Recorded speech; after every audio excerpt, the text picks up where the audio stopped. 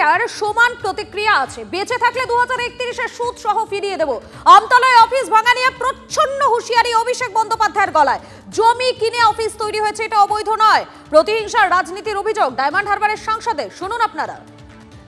যদি কোনো অবৈধভাবে সরকারি জায়গা দখল করে পার্টি অফিস কেউ করে, সে পার্টি অফিস আপনারা যথাযথ সরকারি ব্যবস্থা নিতে পারেন, আমার কিছু বলার নেই।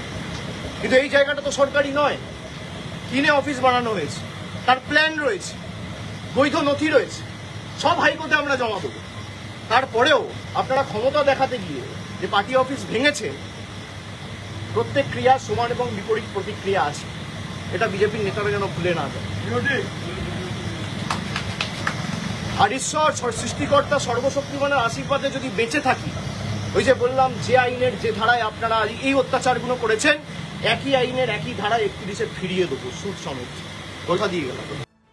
একটা মামলা করা হয়েছে মে মাসের 7 তারিখ 8 তারিখ, আজকে জুলাই মাসের 18 তারিখ। আপনি সেই মামলা উপেক্ষা করে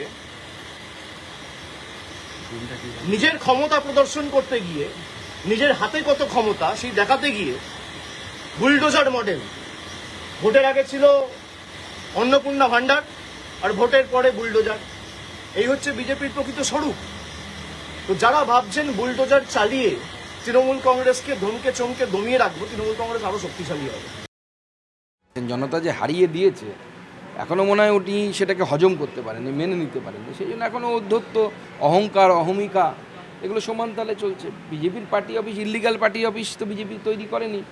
আমি চ্যালেঞ্জ করছি ওনাকে পাল্টা, ওনার যদি দম থাকে তাহলে দেখাতে বলুন কোন তৃণমূল কংগ্রেসের অফিস, যে অফিসের সমস্ত কাগজ ঠিক আছে, অর্থাৎ যার প্ল্যান আছে, যার পারমিশন আছে, যার ল্যান্ডের মালিক তৃণমূল কংগ্রেস, কোন অফিস ভাঙা হয়েছে। তৃণমূলের মূল অফিস তফসিয়াতে, সেটাই তো বহাল তবিয়তে সেখানে আছে, কোনো অফিস ভাঙা হয়নি তো।